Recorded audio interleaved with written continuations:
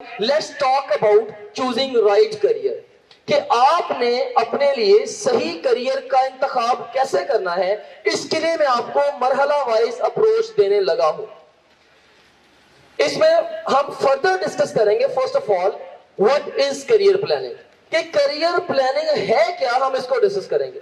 ये कुछ बहुत ही अहम है, लेकिन हमारी कंट्री में ये मोस्ट मिस सेगमेंट है। We don't plan our careers. कोई और बस हमें कह देता है कि आप ये कर लें और हम चुप करके जाके वो कर लेते हैं। सबसे पहले तो ये एक फिनोमेना है जिसके साथ मैं आपको इंट्रोड्यूस कराना चाहूंगा कि भाई करियर को प्लान भी आपने करना होता है। ये first of all will be talking about what is career planning. Secondly will talk about 10 myths about careers, कि करियर्स के हवाले से जो 10 फरसूदा तरीन ख्याल पाए जाते हैं हमारी सोसाइटी में, मैं उनको हाईलाइट करूंगा। And thirdly I'll be talking about the step by step for career planning, कि स्टेप ने आप लोगों के लिए बाकायदा मराहिल वज़ा किए हैं। आप जस्ट अपने आप को उन मरहलों से गुजारें, खुद ब खुद आप इंशाल्लाह एक ट्रैक पे पहुंच जाए, which would be the right track for you people. और fourthly we'll talk about in demand careers। जब आप लोगों ने पास आउट होना है, means 4 to 5 years from now और 6 years from now, उस वक्त किन कैरियर्स की डिमांड होगी, हम इस हवाले से बात करें। And then last of all I be highlighting the importance of entry test for your career, कि एंट्री टेस्ट किस तरह से आपके करियर पे असरअंदाज होगा, ये आपके करियर के लिए कितना अहम है, इसके ऊपर मैं चंद इंपॉर्टेंट पॉइंट्स जनरेट करूंगा। So now let's start off our discussion with what is career planning। मैं इसको बड़ा ब्रीफली डिफाइन करूंगा। First of all understanding where you are. सबसे पहले ये समझना कि इस वक्त आप कहां पे खड़े हैं। And secondly deciding where you want to be. फिर ये फैसला करना कि आप कहां पे जाना चाह रहे हैं। And thirdly, making the changes and adjustments necessary to get there। कि फिर वो ओवरऑल एडजस्टमेंट से चेंजेस वो अपने अंदर लेके आना, या हिकमत अमली वजह करना कि भाई जो भी टारगेट मैंने अपने लिए चूज किया है, मैंने वहां तक पहुंचना कैसे है। मैं इसको इन तीनों को मिला के मैं कहता हूं कि ये है career planning, right. Career planning को डिफाइन किया है मैंने। पहले ये समझना आप कहां खड़े हैं, सेकेंडली कहां पे जाना है, और थर्डली कैसे वहां तक पहुंचना है जहां पे आप जाना चाह रहे हैं। So this is the career planning. This is the definition of career planning. And secondly, let's talk about the 10 myths about careers. हमारी सोसाइटी में जो myths पाए जाते हैं करियर प्लानिंग के हवाले से, उनको one by one rapidly discuss करते हैं। First of all, many people think that choosing a career is simple. ये तो कोई ऐसी बात ही नहीं है, बस बगैर सोचे समझे किसी ना किसी लाइफ में किसी ना किसी स्टेज पे जब हम बहुत छोटे थे, बस किसी ने हमारे माइंड में एंटर कर दिया कि आप ये कर लो, हम आंखें बंद करके उस ट्रैक पे लग गए। ये इतना सादा नहीं है। आप में से हर इंडिविजुअल एक डिफरेंट इंडिविजुअल है। दुनिया में कोई से दो इंडिविजुअल ऐसे नहीं है जिनकी कोई से दो खूबियां भी 100% सेम हो। हर इंडिविजुअल अपने आप के अंदर स्पेशल है, राइट। ये हर इंडिविजुअल के लिए करियर की जो चॉइस है, it's not that simple. And secondly एक बहुत बड़ा मिथ पाया जाता है, स्टूडेंट ये समझते हैं career counsellor can tell me what occupation to pick. Career counsellor बता सकता है कि मैंने कौन सा शोबा चूज करना है। तो भाई आप अपने आप को सबसे अच्छा जानते हैं।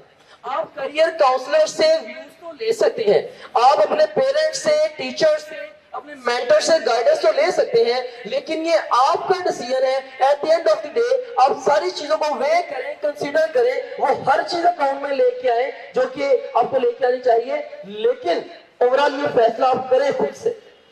एंड देन थर्डली ये बहुत बड़ा मिथ है कि I can't make a living from my habit, कि कुछ ऐसा करना जिसे करना मैं कुछ ऐसा जिसे करना मैं पसंद करता हूं या मैं एंजॉय करता हूं, वहां से मैं अपनी लिविंग नहीं कमा सकता। ये भी बहुत बड़ा मिथ है हमारी सोसाइटी में। Unfortunately whenever we are happy, जब भी कभी हम खुश होते हैं, हम समझते हैं कि समथिंग इज वेरी रॉन्ग है, कुछ ना कुछ बहुत गलत हो रहा है हमारे साथ। So it's not like that. We can work happily and we can enjoy our work and we can enjoy a living too, right? And fourthly, I should choose a career from a best careers list. आप में से तकरीबन हर student को किसी ना किसी stage पे एक छोटी सी करियर्स की लिस्ट दे दी गई है कि ठीक है आप मेडिकल में चले जाएं, एमबीबीएस कर लें, या आप इंजीनियरिंग कर लें, या आईटी में बीएस कर लें, या बीबीए कर लें, सो ऑन। बस जस्ट एक छोटी सी लिस्ट है भाई। आपको चॉइसेस ही बड़ी नैरो दी गई है, या आपके जो सामने चॉइसेस पड़ी हैं ये बहुत नैरो चॉइसेस है। और ऐसा नहीं है कि जस्ट इन 3-4 चीजों में से ही लाजमी आपने चूज करना है। मीन होता आपके साथ यह कि आप अपनी तरफ से एक चॉइस लेते हो, लेकिन वो चॉइस आपकी चॉइस नहीं होती। जस्ट इमेजिन करें कि मेरे पास 50 ऑप्शंस है, उन 50 ऑप्शन में से मैं 4 को चूज करता हूं, मैं कहता हूं 4 में से आप अपनी चॉइस ले लो। आप उन 4 में से चूज करते हो, वो बजाहिर तो आपकी चॉइस है, लेकिन वो आपकी चॉइस नहीं है। That is someone else's choice. So अपने माइंड को हमने ओपन करना है, हमने ओपन वर्ल्ड में जाके देखना है कि क्या क्या ऑप्शंस हैं, फिर हमने ओपनली हमने एक डिसीजन लेना है कि yes this is what I want to do in the rest of my life. And then एक और बहुत बड़ा मिथ है कि making a lot of money will make me happy. भाई ठीक है, नो डाउट जो पैसा है ये बहुत सारे लोगों को अट्रैक्ट करता है, लेकिन ये हर इंसान के साथ ऐसा नहीं है कि सिर्फ पैसा ही उसको हैप्पी रखेगा लाइफ में। डिफरेंट लोगों की प्रायोरिटीज लाइफ में डिफरेंट होती हैं। कुछ लोग रिलीजन सेंटर्ड होते हैं, कुछ फैमिली सेंटर्ड होते हैं, राइट। इस तरह के कुछ मनी सेंटर्ड होते हैं, कुछ फेम सेंटर्ड होते हैं। पर मुख्तलिफ तरह के लोग हैं, मुख्तलिफ लोगों की प्रायोरिटीज डिफरेंट है। सो सिर्फ पैसे को आप बेस बना के आप अपनी फील्ड चूज ना करें। Yes, it should be a consideration too, लेकिन ये कंसिडरेशन जरूर होनी चाहिए, but it should not be the only basis कि बस सिर्फ आप इस बेस पे डिसीजन ले लें कि इस फील्ड में चूंकि पैसा बहुत है या फलां बंदा इस फील्ड में बहुत पैसा बना रहा तो मैंने इस फील्ड में जाना। ये बिल्कुल रॉन्ग तरीकाकार है। And then once I choose a career I will be stuck in it forever. बस एक दफा मैंने चॉइस ले ली, अब हमेशा के लिए मैंने इसी के अंदर स्टक रहना है। ये भी एक बहुत बड़ा मिथ है। There is something extraordinary at every point in time in your life जो कि आप कर सकते हैं। आपकी जिंदगी के हर मरहले पे तकरीबन कुछ बहुत एक्स्ट्राऑर्डिनरी होता है जो कि आप कर सकते हैं। और जितना जल्दी आप एक्स्ट्राऑर्डिनरी करना स्टार्ट कर दें, उतनी आपकी उड़ान ऊंची होती है in the later ages. And then if I change careers my skills will go waste. एक बहुत बड़ा जो मिथ पाया जाता है कि भाई अगर आपने पहले ये पढ़ा है, इसके बाद अगर आप यहां से चेंज लेंगे तो पहले वाला जो आपने तीर मारा वो वेस्ट चला जाएगा। भाई ऐसा नहीं है, ऐसा भी नहीं है। You should have courage to follow your heart. And then if my best friend और सिस्टर, अंकल और neighbour is happy in a particular field I will be too. अब कहते हैं जी ठीक है, अगर मेरा बेहतरीन दोस्त या अंकल या कोई भी आपका जानने वाला किसी फील्ड में खुश है, आप कहते हैं मैं भी इस फील्ड में बहुत खुश रहूंगा। भाई वो है, आप हैं, आप किसी दूसरे जैसे नहीं है। सो हो सकता है कि वो फील्ड आपके लिए अच्छी हो, लेकिन ये भी हो सकता है कि वो फील्ड आपके लिए बिल्कुल भी सूटेबल ना हो। सो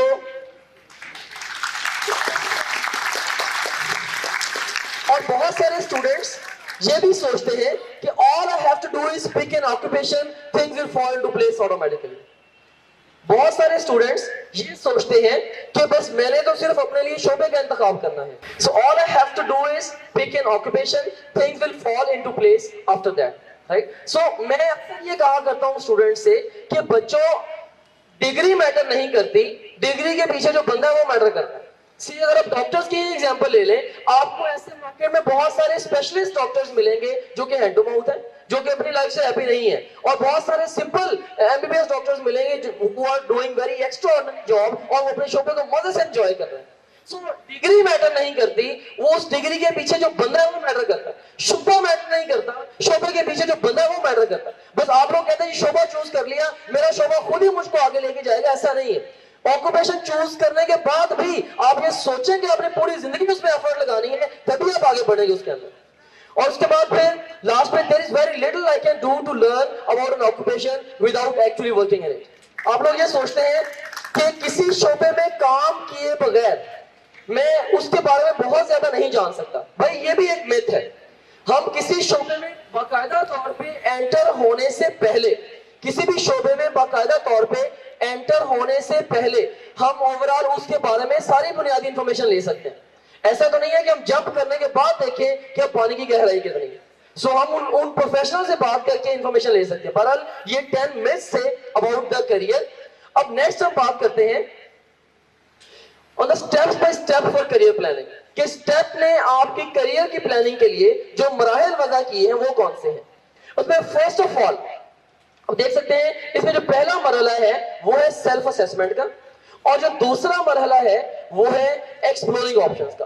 पहले तो आप अपने आप के अंदर झांक के देखें कि आप है क्या, आपके अंदर भरा क्या हुआ है, आपके पास क्या नॉलेज है, कौन सी स्किल्स हैं, कौन सी एबिलिटीज हैं। सो आप क्या है, पहले तो अपने आप को थोड़ा सा स्टडी करें।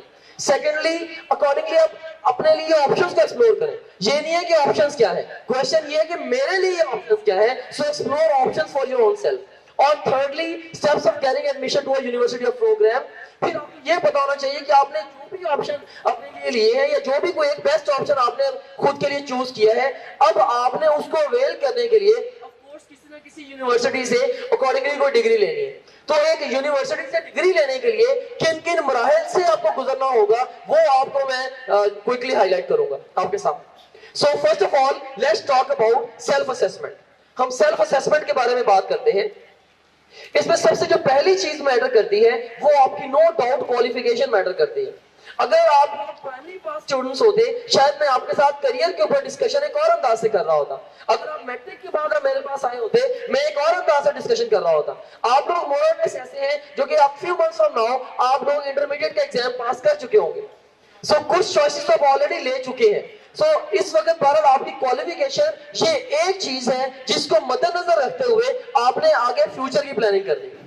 कहते हैं कि best apology for bad actions in past is your good ones in future. अगर आप पास्ट में कुछ बहुत एक्स्ट्राऑर्डिनरी नहीं भी कर पाए, अब फ्यूचर को बेहतर प्लान करें। सो जहां पे हम खड़े, हमने ये देखना है कि यहां से आगे हम कैसे जाएं। सो क्वालिफिकेशन आपकी मैटर करती है first of all, and secondly your score in inter. Of course आपका इंटर में स्कोर भी मैटर करता है। अगर आप सोच रहे हैं कि जी मैंने किंग एडवर्ड में एडमिशन लेना है, या मैंने यूईडी में इलेक्ट्रिकल इंजीनियरिंग में एडमिशन लेना है, और आपके मार्क्स हैं इस वक्त 325 या 330, तो ये जो आपका टारगेट है ये आपके मार्क्स के साथ इनकंसिस्टेंट है। बजाय कि कल को आप मुंह के बल आके नीचे गिरे, अभी से अपने मार्क्स को कंसीडर करते हुए अपने लिए प्लान ही ऐसा बनाए कि जो कि इस वक्त रियलिस्टिक प्लान हो। सो अपने स्कोर्स को कंसीडर करते हुए अपने लिए एक्यूरेट और रियलिस्टिक कैरियर प्लान आप डिवाइस करें। एंड थर्डली, आपके इंटरेस्ट ऑफ कोर्स ये भी मैटर करते हैं कि क्या करना आपको पसंद है। Fourthly, your knowledge and skills they matter a lot. And fifthly, your values and motivation. आपके अखलाकी किनार क्या है, या कौन सी चीजें आपको मोटिवेट करती हैं, राइट। सो जज्बा ओवरऑल आपका जो है ये बहुत ज्यादा मैटर करता है, right. So your values and motivations, and then your personality. आपकी जो पर्सनैलिटी है ये भी मैटर करती है। मींस कुछ लोग ऐसे होते हैं जो कि इमर्जेंट लाइफस्टाइल पसंद करते हैं। वो कहते हैं हर वक्त ठीक है, इमरजेंसी रहे, अग्रेसिवली हम लाइफ के अंदर आगे जाएं। और बहुत सारे लोग ऐसे भी होते हैं जो कि कहते हैं हम काम कूल और एक स्मूथ वे में लाइफ में आगे बढ़ना चाहते हैं। पर आप जैसे भी हैं, खुद को देखें कि आप क्या चाहते हैं। थोड़ा सा आप अपने आप के अंदर झांके, आपको पता चलेगा। सो आप अपनी पर्सनैलिटी को थोड़ा सा एक्सप्लोर करें, ये आपकी करियर चॉइस के ऊपर असरअंदाज होगी। Then your family traditions, even आपकी जो फैमिली ट्रेडिशंस हैं ये भी आपके करियर पे असरअंदाज होती है। जस्ट टू एग्जाम्पलीफाई, मैं एक सिचुएशन देता हूं कि आपकी फैमिली बहुत स्ट्रिक्ट रिलीजियस फैमिली है और आप एक पॉप स्टार बनना चाहते हैं। Of course this is a terrible idea, right. So overall आपकी जो फैमिली ट्रेडिशंस हैं दे मैटर अ लॉट। हमें उन चीजों का भी ख्याल रखना है कि हमारी फैमिली की जो ट्रेडिशंस हैं या जो भी उनके अंदर कुछ चीजें हैं उनको भी हम मद्देनजर रखेंगे। Then your socio economic background, हमारा सोशियो इकोनॉमिक बैकग्राउंड भी असरअंदाज होता है। मैं ये हरगिज नहीं कह रहा हूं, क्लियरली मैं ये बात अनाउंस करता हूं, मैं हरगिज नहीं कह रहा कि अगर आप एक पुअर क्लास से बिलोंग करते हैं आप अपनी लाइफ में उड़ नहीं सकते या आप हाइट्स गेन नहीं कर सकते। मैं ये बात हरगिज नहीं कह रहा, लेकिन मैं ये कह रहा हूं इस वक्त हम जहां पे भी खड़े हैं हमने अपने आप को वहीं पे रियलाइज करना है, उसके बाद वहां से हमने रियलिस्टिक प्लान जनरेट करते हुए जहां पे मर्जी जाना। सो मैं एग्जाम्पलीफाई करता हूं कि अगर आप फर्स्ट करें कि एक वेरी पुअर क्लास से बिलोंग करते हैं, राइट, आपकी जो फैमिली है वो हैंड टू माउथ है और आप अपने लिए प्राइवेट इंस्टीट्यूशन को चूज करते हैं या फॉरेन यूनिवर्सिटी से किसी से कोई डिग्री लेना चाहते हैं, इस स्टेज पे एटलीस्ट वो आपके लिए रियलिस्टिक प्लान नहीं है। सो आप अपने लिए एक रियलिस्टिक प्लान जनरेट करें और उसके अकॉर्डिंगली उस रियलिस्टिक प्लान के ऊपर अमल दरामद करते हुए आगे बढ़े, फिर जाए जहां पे मर्जी। हमेशा जो भी हाइट आप गेन करना चाहें आप गेन कर सकते हैं irrespective of the class to which you belong. It's just the way you belong. बस सिर्फ आप अगर मुख्तलिफ क्लास से बिलोंग करते हैं आपको अपने लिए मुख्तलिफ तरीके से अपने आप को आगे लेके जाना होगा। एंड देन आपकी इवन लोकेशन बहुत मैटर करती है, आप किस रीजन में लोकेटेड है ये बहुत ज्यादा मैटर करता है. Recently, I have studied the history of certain very huge companies of this world. Like I have studied the history of Microsoft and Apple and Google, right? या कुछ और renowned companies हैं जिनको मैंने अभी study किया. तो इन सारी कंपनीज के अंदर जो एक चीज बड़ी कॉमन मैंने देखी वो ये थी कि इन कंपनीज की सक्सेस में 50% रोल इनका है और 50% रोल उस रीजन का है जहां पे ये लोकेटेड है. मींस कि ऐसा नहीं है कि काम कंप्यूटर की फील्ड में सिर्फ यूएसए में हुआ है, लेकिन चूंकि यूएसए का पूरी वर्ल्ड के ऊपर इंफ्लुएंस है, सो जिन कंपनीज में वहां पे बैठ के काम किया उन कंपनीज ने मार पूरी दुनिया के ऊपर की. सो आप अगर ये चीज देखेंगे, देख के अपना करियर प्लान करेंगे कि आगे आप अपनी जिंदगी को किस रीजन में प्लान कर रहे हैं, आप ज्यादा बेहतर प्लान करेंगे. और उसके बाद फिर आपके इवन कॉन्टेक्स्ट मैटर करते हैं कि लोगों के साथ आप राब्ते में हैं. ये भी आपके करियर प्लानिंग के ऊपर ये चीज असरअंदाज हो सकती है. हो सकता है कि आप कल को अपने कुछ लिंक्स को यूज करते हुए आप अपनी जिंदगी में आगे बढ़ सकें. और इसके अलावा कुछ और माइनर चीजें भी हो सकती हैं जो मैटर करें. मैं ये सारी बातें आपको क्यों बता रहा हूं? मैं सारी बातें आपको इसलिए बता रहा हूं कि हर बच्चा इन पैरामीटर्स को ज़हन में रखते हुए अपना क्रिटिकल एनालिसिस करे, अपने आप को थोड़ा सा स्टडी करे, फिर इन चीजों को ज़हन में रख के अपने लिए कुछ चीजें प्लान करे कि यस, इन चीजों को ध्यान में रखते हुए अब मेरे लिए ये ऑप्शंस हो सकते हैं and so on. Now let's talk about exploring options. कि अब मरहला है ऑप्शंस को एक्सप्लोर करने का, राइट? सो इसमें आप देखें कि आप अपने लिए ऑप्शंस को किस तरह से शॉर्टलिस्ट करें. मैं आपको बड़ा क्लियर एक बात दे रहा हूं कि इस तरीके से आप अपने लिए करियर का इंतखाब करें. First of all you will make a list of fields in which you are interested. आपने अपने आप को स्टडी कर लिया, एक प्लेन पेपर के ऊपर एक लिस्ट बना लें, ये फील्ड्स हैं भाई जिनमें मैं इंटरेस्टेड हूं स्टेज पे, राइट? अभी से इसको थोड़ा थोड़ा सोचना शुरू कर दें ताकि जब तक आपने फाइनल डिसीजन मेकिंग करनी है, चंद महीने के बाद डेली 15-20 मिनट का थॉट प्रोसेस भी देंगे, आपका माइंड इवॉल्व होना स्टार्ट हो जाएगा, राइट? सो एक छोटी सी लिस्ट जनरेट करें. लिस्ट जनरेट करके talk to the professionals already in those fields. फिर सेकंड नंबर पे जो लोग ऑलरेडी इस फील्ड में काम कर रहे हैं उनसे जाकर बात करें. सिर्फ ये नहीं है कि दूर से आप देखेंगे कि ये बंदा बहुत अच्छा सेटल्ड है और बस सब अच्छा, मैंने इसी को फॉलो करना है. आप जिस प्रोफेशन को भी आप लाइक कर रहे हैं उस बंदे से अपॉइंटमेंट लें, जाके उससे मिले, उससे पूछे क्या आपको अच्छा लगता है, क्या बुरा लगता है, रूटीन कैसी है, आप इसमें एंजॉय क्या करते हैं, इस फील्ड के अंदर आप ये रिकमेंड करते हैं या नहीं करते हैं, सो व्हाट. सो जब आप पास जाके एक फील्ड को स्टडी करेंगे, ऑफ कोर्स अब आपका नुक्ता नजर उसके बारे में तब्दील भी हो सकता है, right? And thirdly seek guidance from teachers, parents and elders in your family. चूंकि आप लोगों की एज थोड़ी है, आप लोगों की जो एक्सपोजर है वो लिमिटेड है.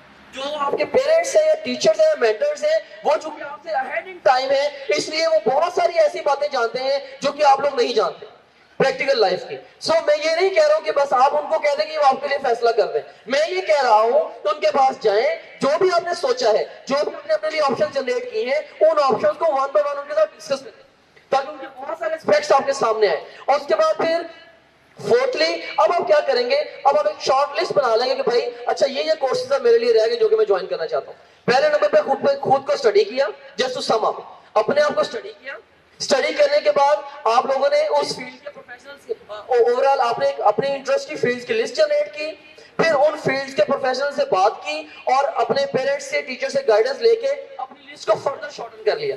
एक छोटी सी लिस्ट आपने तैयार कर ली कि भाई अब ये चीजें हैं जो कि मैं करना चाह रहा हूं.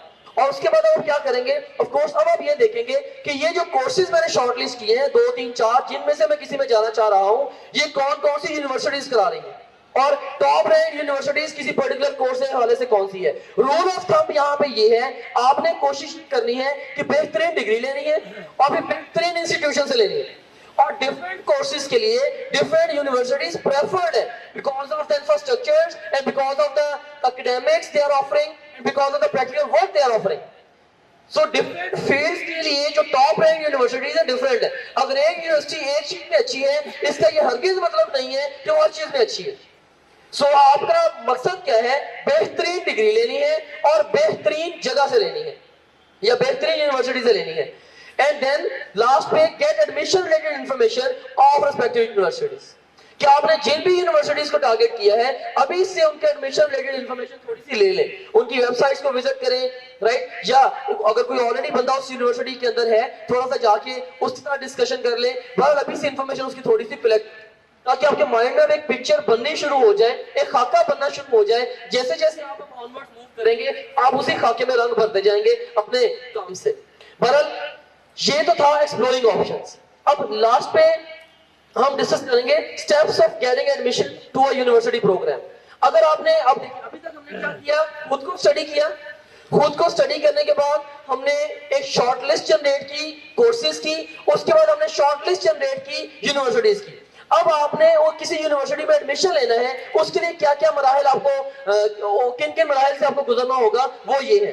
First of all you will start preparing for the entry test. मैं ये हरगिज नहीं कह रहा हूं कि अभी से आप एंट्री टेस्ट प्रिपरेशन को ज्वाइन कर लें या स्ट्रेट अवे अपना फोकस एंट्री टेस्ट पे ले जाए। भाई इंपॉर्टेंट बात ये है कि आपकी सेकेंड ईयर की प्रिपरेशन, आपकी सेकेंड ईयर की प्रिपरेशन यही एंट्री टेस्ट ही की प्रिपरेशन भी है। मतलब आपका 50% एंट्री टेस्ट तो आपकी सेकेंड ईयर में से ही आना है ना। इस वक्त आपका फोकस आपकी एफएससी या आईसीएस के एग्जाम पे होना चाहिए, सेकेंड ईयर के एग्जाम पे होना चाहिए। हाँ, अगर आपको बहुत ज्यादा डर है एंट्री टेस्ट से, आप जो अप्रोच अडॉप्ट कर सकते हैं, जो कि रियलिस्टिक भी है, जो प्रैक्टिकल भी है, वो ये है कि जो भी सेक्शन आप एफएससी के लिए प्रिपेयर करें, आप उस सेक्शन में से किसी क्वालिटी रिसोर्स से 100-200 एमसीक्यूज अटेम्प्ट कर लें और अपनी मिस्टेक्स को वॉच कर लें कि भाई मैं यहाँ पे कौन सी गलतियां कर रहा। इससे आपका एफएससी का स्कोर भी इंप्रूव होगा और ग्रेजुअली आपकी एंट्री टेस्ट की इनसाइड बिल्डअप होनी भी स्टार्ट हो जाएगी। उसके बाद फिर wait for the announcements of admission opening. But entry test की बकायदा प्रिपरेशन आप कब स्टार्ट करेंगे? Right after your second year exams. उसके बाद आपने डिले नहीं करना, अभी इसको ज्वाइन नहीं करना और सेकेंड ईयर के एग्जाम के बाद आपने इसको डिले नहीं करना। Right, so next you will wait for the announcements of admission opening. अब आप देखेंगे जिन यूनिवर्सिटीज को आपने चूज किया वो अपने एडमिशंस कब अनाउंस करते हैं। इसमें डिफरेंट यूनिवर्सिटीज के डिफरेंट साल में मुख्तलिफ यूं कहने के मंथ्स होते हैं जिनमें वो अनाउंस करती हैं।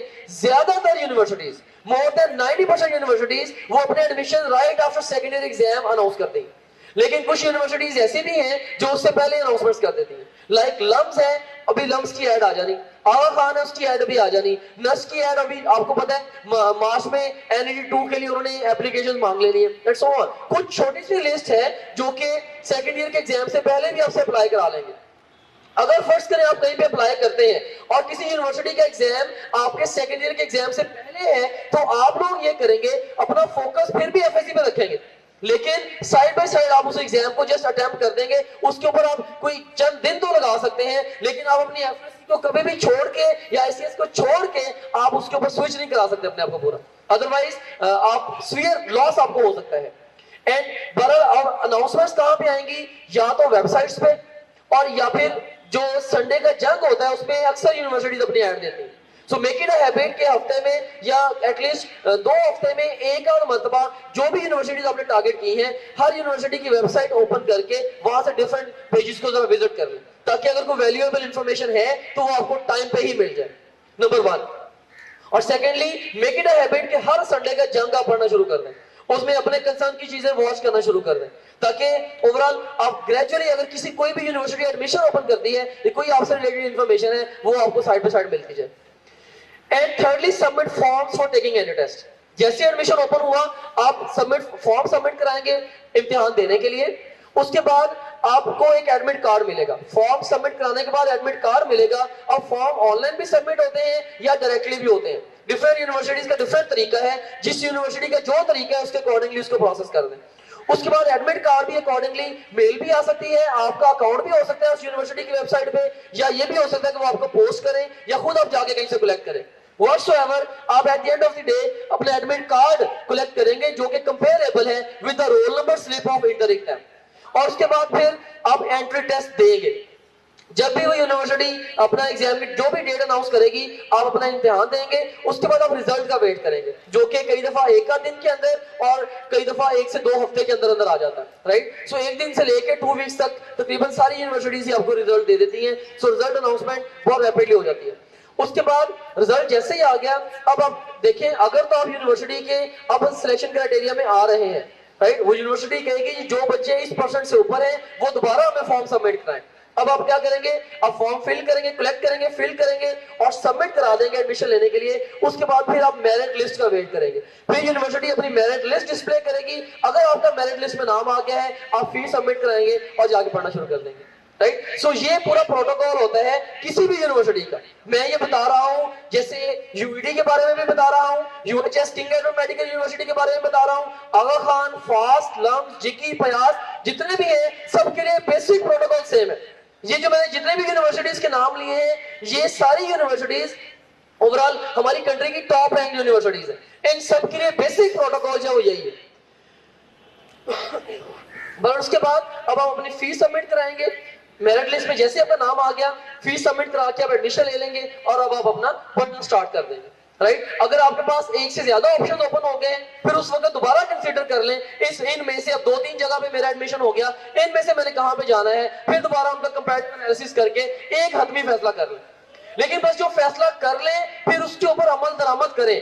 हमारे कायद ने फरमाया था कि मैं शायद अच्छे फैसले नहीं करता, लेकिन मैं अपने फैसलों को अपने अमल से अच्छा साबित करता हूं।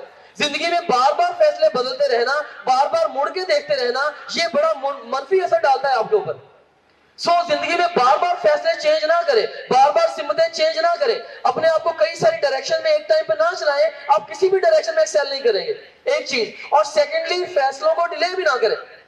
कई दफा होता है कि आपको फैसला टाइम पे करना पड़ता है, मींस के अगर आप डिले करके सही फैसला भी कर लेते हैं तो वो फिर भी आपके लिए अच्छा नहीं होता। बल्कि मैं तो यहां तक कहता हूं कि कई दफा गलत फैसले आपको इतना डैमेज नहीं करते जितने कि आपके डिलेड डिसीजंस आपको डैमेज करते हैं। कि आपने आज फैसला करना है और वो जो फैसला आपने आज करना था वो आप 2 महीने के बाद जाके कर रहे हैं, उस वक्त आप सही फैसला भी करेंगे, उसकी वो वर्थ नहीं है। सो सही फैसला करें और सही वक्त पे करें, इट्स इंपॉर्टेंट फॉर यू। और उसके बाद अब नेक्स्ट हम रैपिडली बात करेंगे about in demand careers. In demand careers के ऊपर हम क्विकली बात करेंगे कि भाई 5 साल के बाद इन डिमांड करियर्स कौन से होंगे। We are living in exponential times. हमारे जो इस प्लेनेट के ऊपर जो लाइफ है वो बहुत रैपिडली चेंज हो रही है। इस आपने देखा कि लाइफ जो पिछले 1 साल में चेंज हुई है, पिछले 5 साल में नहीं हुई थी, और जो पिछले 5 साल में हुई है वो उससे पिछले 10 साल में नहीं हुई थी। मीन्स कि अब जो चेंज का जो तनासब है, मतलब वो चेंज जो कि 100 साल में आती थी, अब उतनी चेंज है वो 1-1 साल के अंदर आ रही है। We are living in the exponential times. हम एक ऐसे वक्त में रहे हैं जब दुनिया बहुत तेज हो चुकी है। मैं आपको हैरान कुन फैक्ट ये बताता हूं, आप किसी भी यूनिवर्सिटी प्रोग्राम में एडमिशन लेते हैं, आप किसी भी यूनिवर्सिटी प्रोग्राम में एडमिशन लेते हैं, अभी आप अपनी यूनिवर्सिटी के प्रोग्राम के 3rd या 2nd ईयर में ही होते हैं। जो आपने पढ़ा होता है वो उसमें से आधा नॉलेज आपका, उसमें से आधा नॉलेज वो एक्सपायर हो चुका होता है।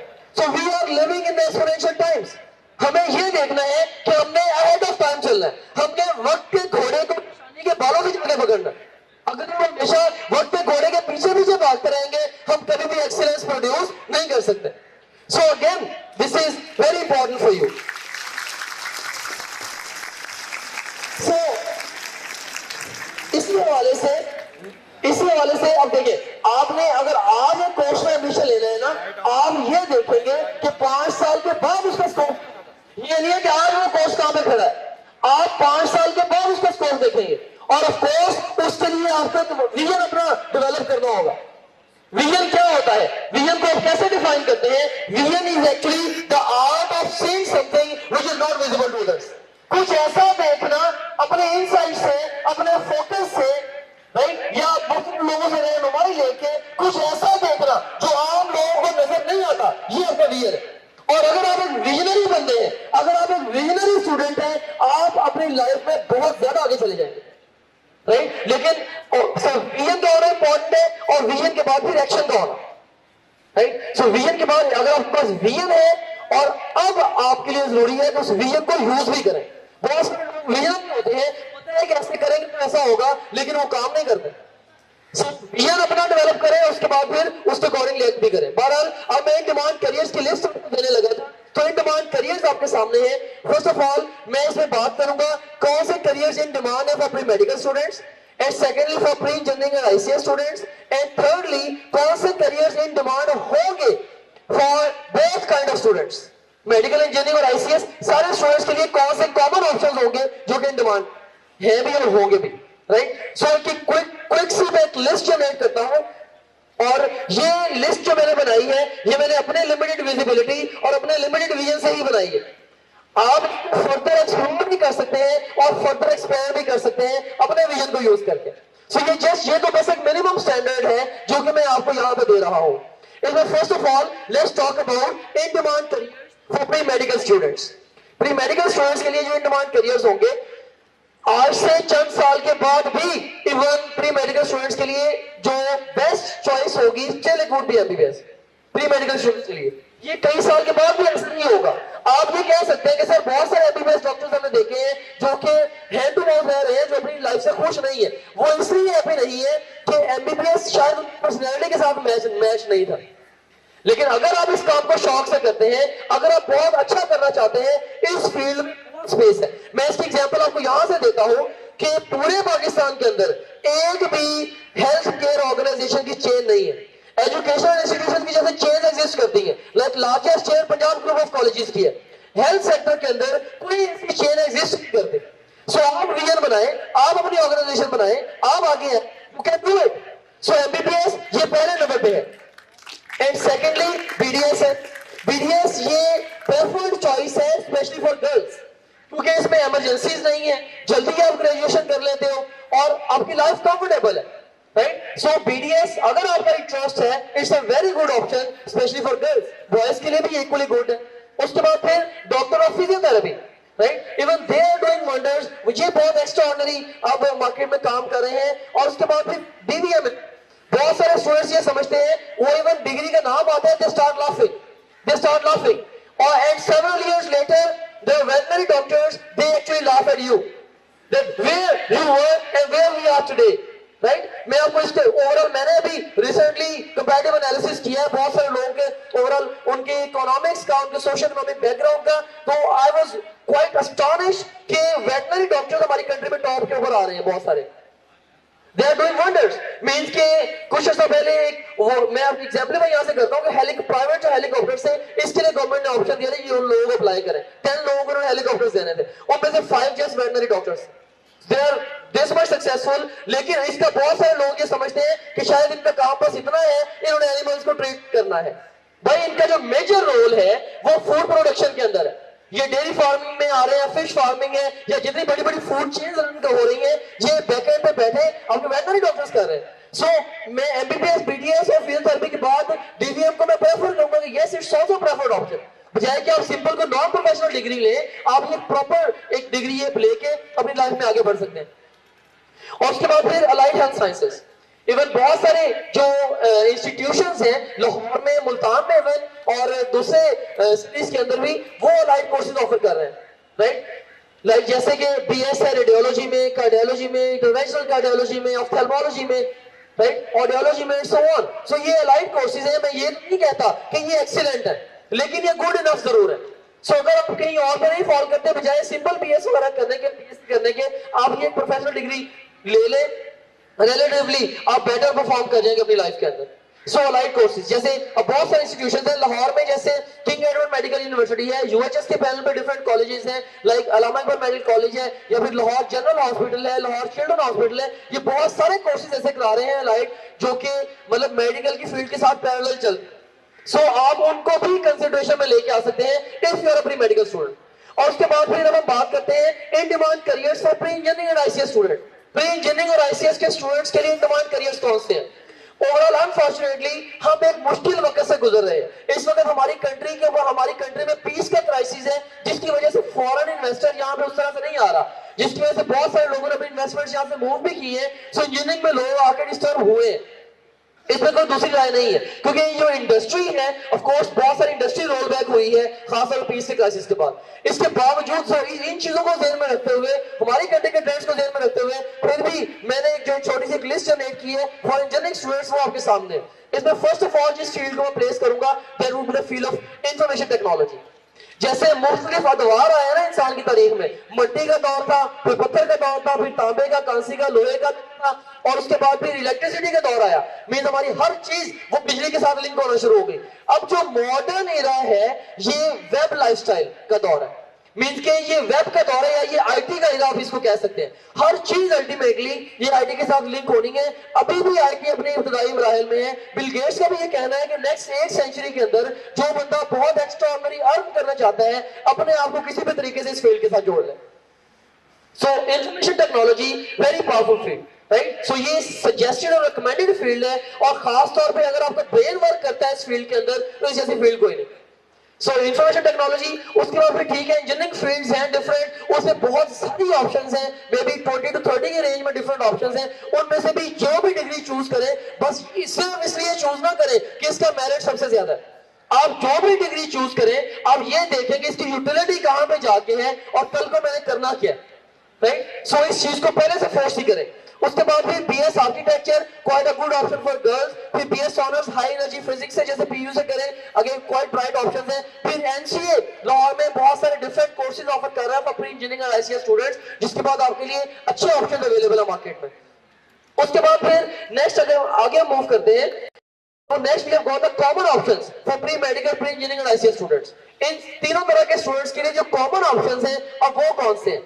उसमें first of all PMS CSS है, दोनों तरह के स्टूडेंट्स इसमें जा सकते हैं, लेकिन इसमें चूंकि नंबर ऑफ अटेम्प्ट्स लिमिटेड है, इसलिए सजेस्टेड ये है आप किसी प्रोफेशनल कोर्स में एडमिशन ले लें और इसको आप बैकअप प्लान के तौर पे रख सकते हैं। ठीक है, आप अगर इंजीनियरिंग कर रहे हैं तो उसके इंजीनियरिंग करने के बाद भी आप अगर स्विच करना चाहें, साइड बाय साइड आप इस एग्जाम को भी प्रिपेयर करें, और अगर आप क्लिक करते हैं आप इसमें स्विच कर सकते हैं अपने आप को। उसके बाद फिर सीए और एसीसीए कॉमन ऑप्शन है। उसके बाद फिर फोर्सेस में दोनों तरह के स्टूडेंट्स जा सकते हैं, बिजनेस और फाइनेंशियल स्टडीज में जा सकते हैं। इवन एजुकेशन के सेक्टर के अंदर ग्रेजुअली अब अच्छी इसके अंदर अपॉर्चुनिटीज क्रिएट हो रही है, प्राइवेट और गवर्नमेंट सेक्शंस दोनों में, राइट। सो एजुकेशन के अंदर आप आ सकते हैं। गॉड फॉरबिड अगर आपको इस साल आपका टारगेट नहीं मिलता, आप इवन रिपीट के लिए भी सोच सकते हैं। हर साल सैकड़ों हजारों स्टूडेंट रिपीट करते हैं और रिपीट करके वो सक्सेसफुल भी हो जाते हैं। सो ये भी एक लास्ट रिसोर्ट के तौर पे आप इस चीज को भी ले सकते हैं। सो ये तो थे हमारे इन डिमांड करियर्स। सो अभी तक हमने जो डिस्कशन की है ये हमने की है ओवरऑल चूजिंग राइट करियर के हवाले से। अब आखिर पे जस्ट मैं क्विकली आपको बताऊंगा कि एंट्री टेस्ट आपके करियर के लिए कैसे अहम है, और इसकी अहमियत को मैं जस्ट एक टेबल की मदद से वाज़ेह करना चाहूंगा। इसमें आप देख सकते हैं कि टेबल आपके सामने है, किंग एडवर्ड मेडिकल यूनिवर्सिटी और यूएचएस, जिनके पैनल पे पंजाब के सारे गवर्नमेंट और प्राइवेट कॉलेजेस हैं, सिवाय एक दो के। इसमें सिलेक्शन क्राइटेरिया में 50% वेटेज किसकी है? एंट्री टेस्ट की है, 40% एफएससी की है और 10% मैट्रिक की है। इतनी ज्यादा वेटेज जस्ट एंट्री टेस्ट की, जो कि 2.5 घंटे का एग्जाम है। आगा खान मेडिकल यूनिवर्सिटी है, 100% अपने टेस्ट पर बेस करते हैं। तो कह रहे हैं भाई आपने जो भी पढ़ा है एलिजिबिलिटी में ठीक है, मांगते हैं 65-70% मार्क्स, लेकिन कहते हैं जो बच्चा हमारे टेस्ट में परफॉर्म करेगा उसको हम एडमिशन देंगे। उसके बाद फिर नर्स मेडिकल के स्टूडेंट्स के लिए 40% वेटेज है एंट्री टेस्ट की उनके सिलेक्शन क्राइटेरिया में। इंजीनियरिंग के स्टूडेंट्स के लिए 75% वेटेज है, राइट। सो ऐसे स्टूडेंट्स जिनका स्कोर इंजीनियरिंग, जिनका स्कोर कम है पार्ट 1 में, वो nurse one of the top rank universities है, इंजीनियरिंग यूनिवर्सिटीज है इन आवर कंट्री, इसको वो टॉप पे लेके आ सकते हैं। स्कोर वहां से कम है, उनके लिए मोर रियलिस्टिक प्लान है कि वो नर्स के लिए अग्रेसिवली तैयारी करें और नर्स में किसी कोर्स में एडमिशन ले लें। इसके बाद फिर यूईडी 30%, यूईडी में 30% वेटेज है इसकी एंट्री टेस्ट की। फिर गुलाम इसाक खान इंस्टीट्यूट, जो कि one of the top rank institute, engineering institute in our country, तो उसके सिलेक्शन क्राइटेरिया में 85% वेटेज एंट्री टेस्ट की है। फिर प्रयास के सिलेक्शन क्राइटेरिया में 60% और फास्ट के सिलेक्शन क्राइटेरिया में, जो कि आईटी के लिए नंबर 1 पे माना जाता है हमारे, उसके सिलेक्शन क्राइटेरिया में 70% वेटेज एंट्री टेस्ट की है। सो अगर ऐसे स्टूडेंट्स हैं जिनका स्कोर कम है, वो इन सारे इन यूनिवर्सिटी जिनकी प्रयास, फास्ट और इवन नर्स इंजीनियरिंग के स्टूडेंट्स हैं आईसीएस के, वो इनके लिए बड़े अग्रेसिवली फाइट कर सकते हैं और अच्छी जगह पे वो पहुंच के अच्छी डिग्री ले सकते हैं। सो ऐसा नहीं है कि एकदम अगर आपका स्कोर थोड़ा कॉम्प्रोमाइज हो गया अब आगे भी कुछ ऐसा नहीं है जो आप नहीं कर सकते। So still you have got lots and lots of things to do. अभी भी आप अपनी किस्मत को बदल सकते हैं अगर आप यहां से ऑनवर्ड्स अपनी अप्रोच ठीक कर ले तो।